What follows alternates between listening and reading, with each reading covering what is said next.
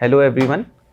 मेरा नाम वसीम अहमद भट्ट है और इस साल के सीएसई एग्ज़ाम में मैंने 7th रैंक हासिल की है। मैं अनंतनाग डिस्ट्रिक्ट से आता हूँ, जम्मू एंड कश्मीर के। और इस वीडियो के माध्यम से I will talk to you about the strategy and the resources that I used for this exam. सबसे पहले मैं अपने बारे में थोड़ा सा बताऊँगा कि इस यूपीएससी में क्या जर्नी रही है। I started from CSE 2020। उस साल मेरा फर्स्ट अटैम्प्ट था और फर्स्ट अटैम्प्ट में मेरी रैंक थी 225। उसके बेसिस पे I got Indian revenue service. उसके बाद I wrote the second attempt CSE 2021। उसमें मैं उतना सीरियस नहीं था, सो प्रीलिम्स हो ही नहीं पाया। उसके बाद this was my third attempt CSE 2022 और इस बार मेरी AR7 आई है। So I will talk about the general strategy resources and मैं इस बारे में भी बात करूंगा कि सीएसई 2020 और 2022 में क्या डिफरेंस आया मेरी स्ट्रैटेजी और रिसोर्सेज में। सबसे पहले हम एग्ज़ाम को 3 हिस्सों में बांटेंगे: prelims, mains and interview. Prelims का जो strategy and resources last time for example 2020 में मैंने किए थे और 2022 में किए थे, उनकी थोड़ी डिफरेंस बताता हूँ। लास्ट टाइम मैंने बहुत टाइम प्रीलिम्स में दिया था, लाइक आई थिंक 4 months और समथिंग लाइक दैट। तो प्रीलिम्स आने से पहले 4 महीने में स्टार्ट हो गया प्रीलिम्स पढ़ने के लिए। And I think first time if you are writing the exam तो आपके लिए इम्पॉर्टेंट है कि आप थोड़ा सा ज़्यादा टाइम दें। 2 महीने से तो डेफिनेटली ज़्यादा टाइम देना चाहिए। लेट्स से कि आप 4 महीने दे रहे हैं, what do you do in those 4 months? तो आपके रिसोर्सेज होंगे डिफरेंट डिफरेंट सब्जेक्ट्स के लिए। इन प्रीलिम्स हमारे पास तकरीबन 8 सब्जेक्ट्स है ओवरऑल। जैसे पॉलिटी है, उसके लिए लक्ष्मीकांत मैंने भी की है और सारे ही करते हैं। उसके बाद देयर इज़ ज्योग्राफी, उसके लिए देयर आर 4 NCERTs। 11th और 12th क्लास की जो NCERTs हैं वो आप देख सकते हैं। Those are more than enough I would say for prelims.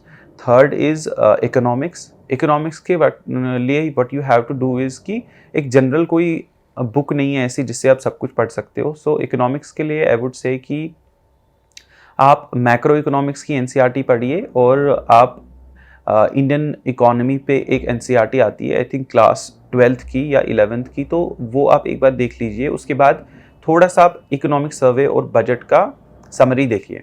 That would be economics के रिसोर्सेज। देन उसके बाद देर इज़ इन्वायरमेंट। इन्वायरमेंट के लिए I had a resource called Shankar IAS। उनकी जो छोटी सी बुक होती है उस बुकलेट से मैंने जितना कर पाया तो उतना मैंने वहाँ से किया। Rest of it obviously there is current affairs also, but okay that is environment. Then उसके बाद we will go to history. History में मेरे पास I had whatever coaching I had done, वहाँ से मैंने जो नोट्स प्रिपेयर किए थे तो वो नोट्स से मैंने mostly ancient history, art and culture और इवन मॉडर्न हिस्ट्री वहीं से प्रिपेयर किया था। But there are other resources also. For example अगर आपके पास वो नोट्स नहीं हैं तो आप NCERT यूज़ कर सकते हैं, या ओल्ड NCERT RS शर्मा, या नई NCERTs 3 आती हैं, उसमें एंशंट एक पार्ट है तो वो वाली आप यूज़ कर सकते हैं। Beyond that you can also use spectrum. तो स्पेक्ट्रम की जो बुक होती है that is considered as good for prelims. तो हिस्ट्री के लिए हो गया। साइंस एंड टेक के बारे में, what happens in science and tech कि 2 तरह के स्टूडेंट्स होते हैं, एक जिनका बैकग्राउंड लेट्स से इंजीनियरिंग रहा हो और साइंस में रहा हो, दूसरा ह्यूमैनिटीज़। बिकॉज मैं इंजीनियरिंग बैकग्राउंड से हूँ, मेरे लिए बेसिक साइंस ऑलमोस्ट क्लियर था। उसके लिए मोस्टली मैं करंट अफेयर्स ही प्रिपेयर किया। बट आपके लिए इफ़ आपका बेसिक क्लियर नहीं हो तो आप एक बार 9th 10th या 11th 12th की जो NCERTs होती हैं वहाँ से बेसिक कॉन्सेप्ट एक बार क्लियर कीजिए। और बाकी जो साइंस एंड टेक में मेजर क्वेश्चंस होते हैं वो होते हैं टेक्नोलॉजी के रिलेटेड।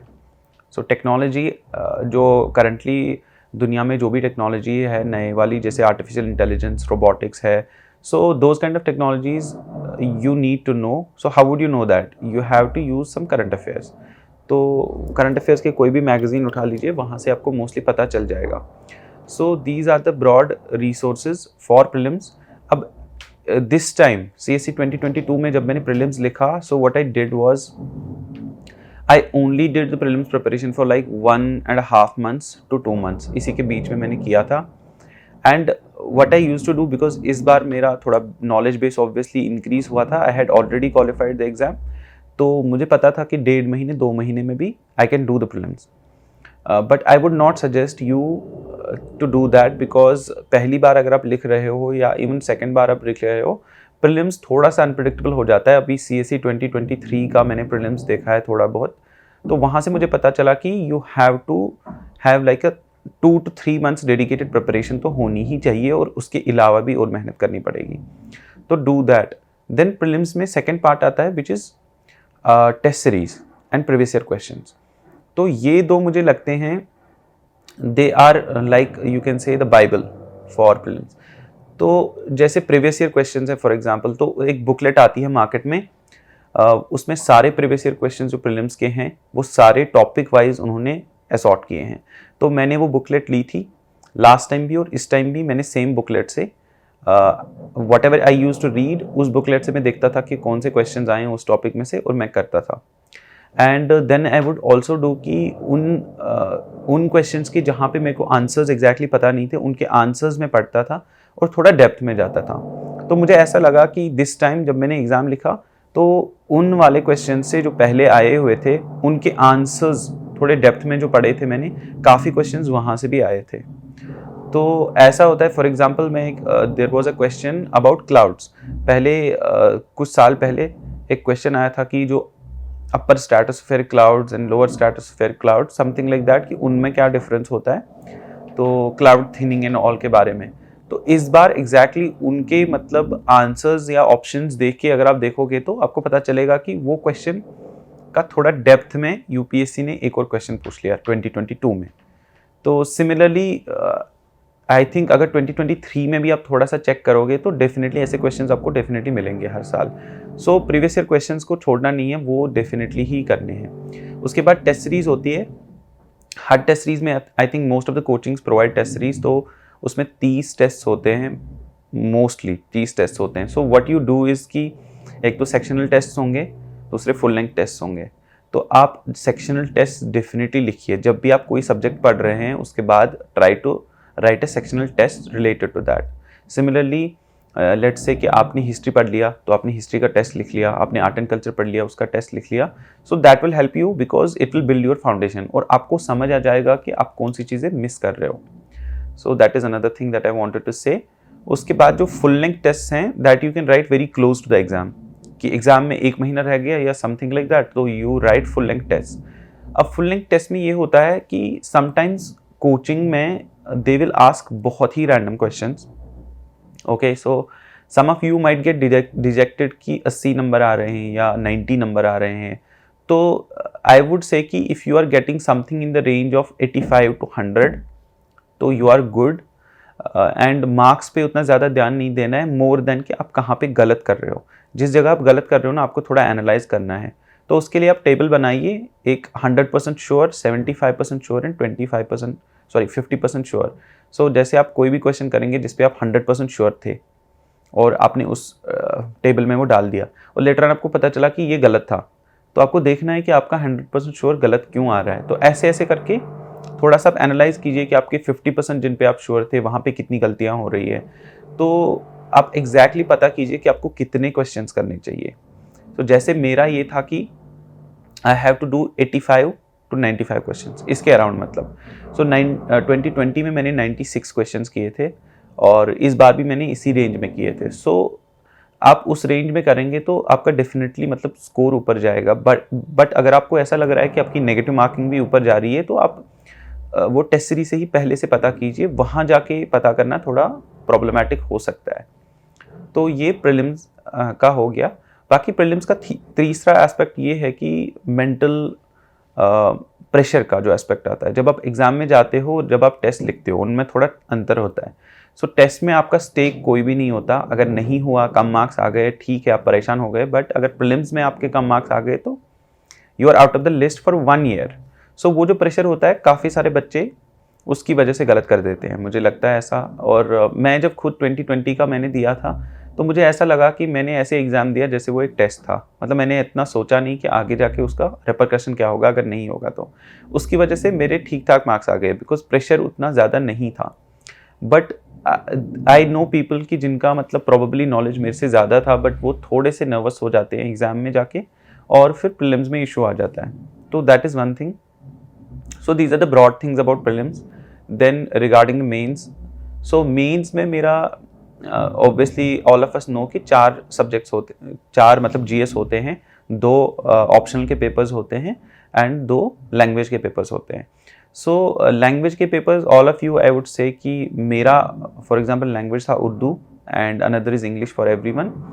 सो काफ़ी लोगों का हिंदी होगा या बाकी रीजनल लैंग्वेजेस होंगी, तो उस पर भी थोड़ा सा ध्यान दीजिए, थोड़ा प्रीवियस ईयर क्वेश्चन देख के आप एक बार वो कर लीजिए so that you are not missing it out. Please make sure कि आप वो करें, बिकॉज काफ़ी लोग ऐसे हैं कि जो लैंग्वेज पे ध्यान नहीं देते और फिर उसकी वजह से प्रॉब्लम हो जाती है। एंड लैंग्वेज तो ऑब्वियसली क्वालिफाइंग है, so if you do not do language तो आपका बाकी वाला जो सारा मेहनत था वो भी वेस्ट हो जाएगा। So now coming to GS. अब जीएस के जो 4 पेपर्स हैं, सबसे पहला वाला पेपर लेट अस से उसमें हिस्ट्री है, उसमें सोसाइटी है और उसमें थोड़ा सा ज्योग्राफी है। अब ये 3 चीज़ें आपको देखनी है पहले कि आपको रिसोर्सेज कौन से यूज़ करने हैं। जो मैंने प्रीलिम्स के लिए पहले रिसोर्सेज बोले थे, वो सेम रिसोर्सेज मैंने 2020 में एग्जैक्टली सेम रिसोर्सेज मैंने 2020 में इसके लिए भी यूज़ किए थे, मेंस के लिए। बट 2022 में आके मेरे को ये समझ आया कि वो रिसोर्सेज यूज़ करके I am not able to write very good answers. So this time मैंने थोड़ा सा डिफरेंट ट्राई किया। सो आई टुक कोचिंग के जो टेस्ट सीरीज होते हैं पिछले 3 साल के, तो वो मैंने लिए। उनके मॉडल आंसर्स होते हैं कोचिंग की तरफ से ही, you can get them anywhere, old Rajendra Nagar या ऑनलाइन या जो भी आपको मिलेंगे वो लेके उनका मैंने सीधे मतलब जैसे फॉर एग्जांपल लेट अस से कि हिस्ट्री है तो मैंने हिस्ट्री का पूरा पोर्शन वहीं से कवर किया, ज्योग्राफी का पूरा पोर्शन वहीं से कवर किया और इवन सोसाइटी का मैंने मोस्टली वहाँ से कवर किया। कुछ टॉपिक्स बाहर थे जो मैंने नोट से किए थे।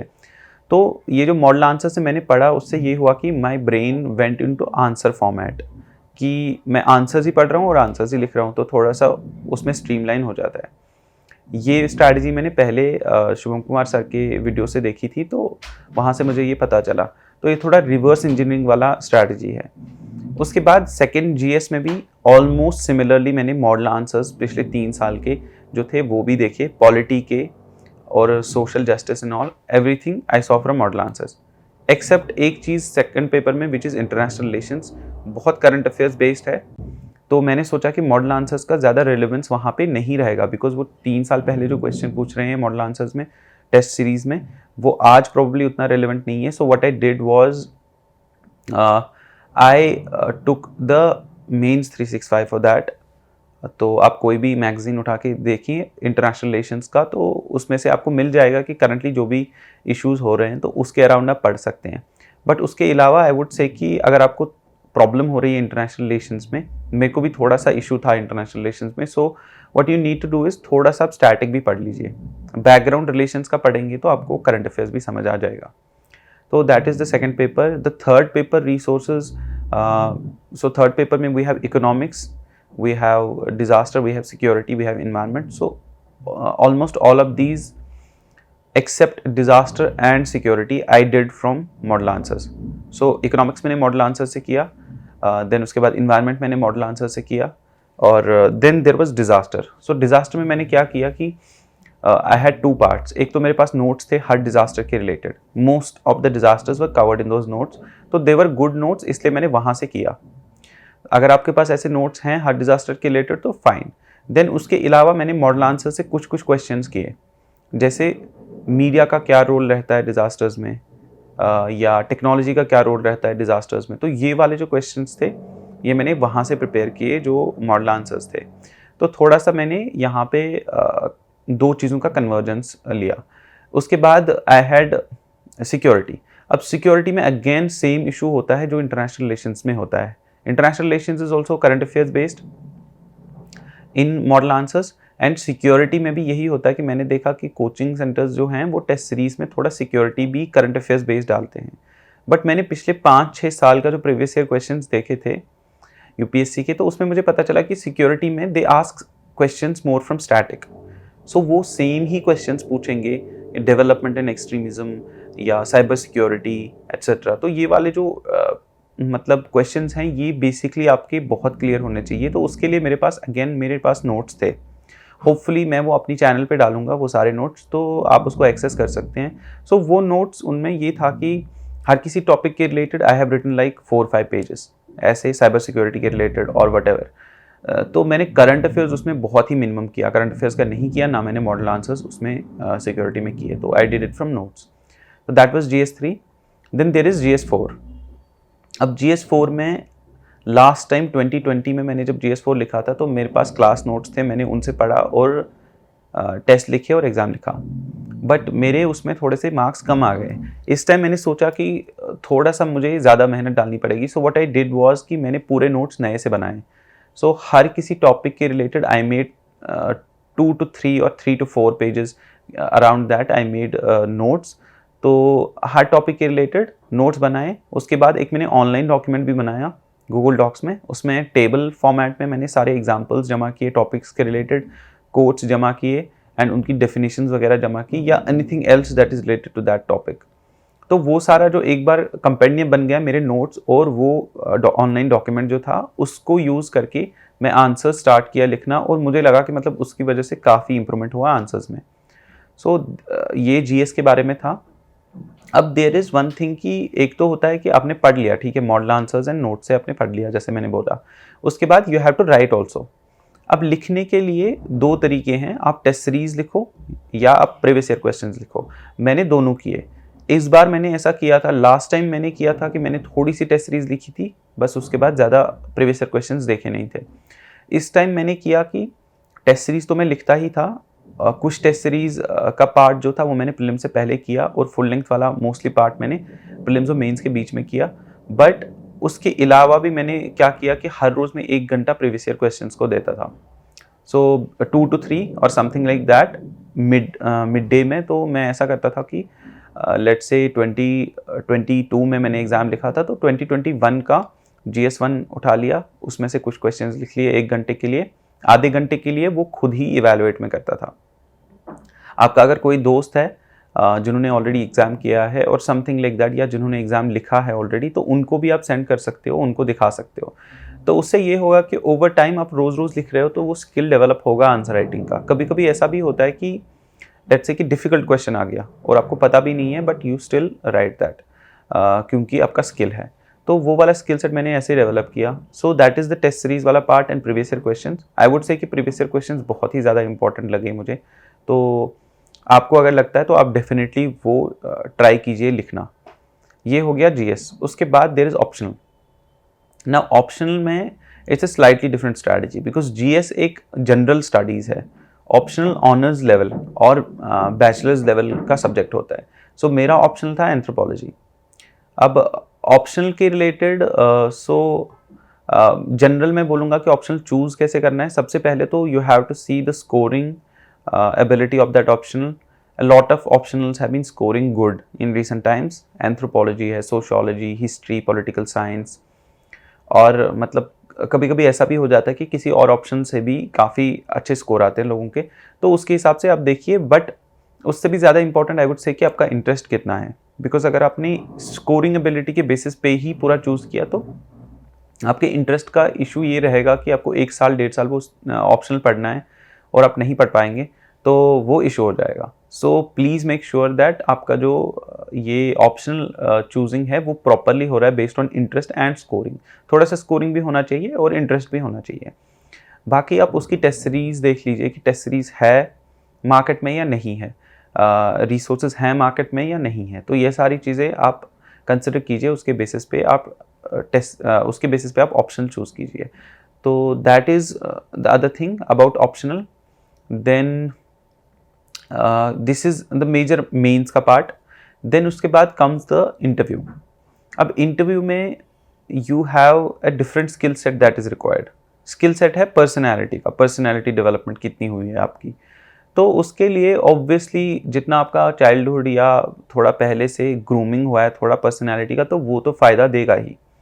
बट अगर आप नहीं भी हुआ है ऐसा कुछ, या आपका लैंग्वेज में कोई इशू है या कुछ ऐसा भी इशू है, तो इट कैन बी करेक्टेड। जैसे मेंस आपने लिखा, मेंस के बाद you will get enough time. हमने इस बार CSE 2022 में मेंस सितंबर में लिखा था एंड मेरा इंटरव्यू का डेट था March 15। सो सितंबर और मार्च में बहुत टाइम है। एक बार आप मेंस लिख लीजिए, उसके बाद जो भी आपको टाइम मिलता है, लेट्स से 5-6 महीने तो मिलेंगे। सो उन 5-6 महीनों में आप अपनी पर्सनैलिटी पे काम कीजिए। सो उसके लिए what you have to do is firstly अपने बारे में सब कुछ जानना है। आप कहाँ से आते हो उस जगह के बारे में जानो, आपका बैकग्राउंड क्या है उस जगह के बारे में जानो, आपकी हॉबीज़ क्या हैं। काफ़ी लोगों का हॉबीज़ में इशू हो जाता है कि हॉबी ही नहीं है बिकॉज यूपीएससी प्रिपरेशन कर रहे हैं। सो आप एक काम कीजिए, मतलब even if you want to develop a hobby तो 5 महीने में डेफिनेटली एक हॉबी तो डेवलप हो ही सकती है। एंड वो हॉबी है, वो कोई एक्सपर्टीज़ तो नहीं होगा, दे will ask you only like basic questions from that thing. तो वो एक चीज़ आप कर सकते हैं। उसके बाद आप बाकी जो करंट अफेयर्स आपके अराउंड हो रहा है, जैसे अ, अभी मतलब G20 हो रहा है फॉर एग्जांपल इंटरनेशनल रिलेशंस में, तो वो सारी चीज़ें आपको पता रहनी चाहिए। सो उसके लिए आप न्यूज़पेपर कंटिन्यूअसली पढ़िए। इंटरव्यू प्रिपरेशन में I think newspaper is a major boost. मैं इस बार इंटरव्यू प्रिपरेशन में मैंने तकरीबन आई थिंक 3-4 न्यूज़पेपर्स पढ़े थे। एक इंडियन एक्सप्रेस, हिंदू, थोड़ा-सा बिकॉज़ मैं इंडियन रेवेन्यू सर्विस में था तो 1-2 न्यूज़पेपर्स में और पढ़ता था इकोनॉमी के लिए, बिज़नेस स्टैंडर्ड, लाइव मिंट, और थोड़ा-सा अपनी स्टेट के रिलेटेड आप कोई न्यूज़पेपर उठा के थोड़ा-सा देख लीजिए उसका रोज़-रोज़। सो आपका एक होलिस्टिक अंडरस्टैंडिंग रहेगा कि आप कहाँ से आ रहे हैं, आपका बैकग्राउंड क्या है, वो सब उसका करंट अफेयर्स जो भी होगा। तो ये सारी चीज़ें majorly this is the whole strategy for the exam I think. और अगर आपको लगता है कि मतलब कोई भी टॉपर या मैं या कोई भी अदर टॉपर कुछ बोल रहा है कि जिससे आप एग्री कर रहे हो, तो आप वो अपनी स्ट्रैटेजी में इनकॉर्पोरेट कीजिए। अगर नहीं एग्री कर रहे हो तो इनकॉर्पोरेट करने की कोई ज़रूरत नहीं है बिकॉज़ ये एग्ज़ाम इतना वास्ट है कि बहुत सारी अलग-अलग स्ट्रैटेजियाँ भी हो सकती हैं।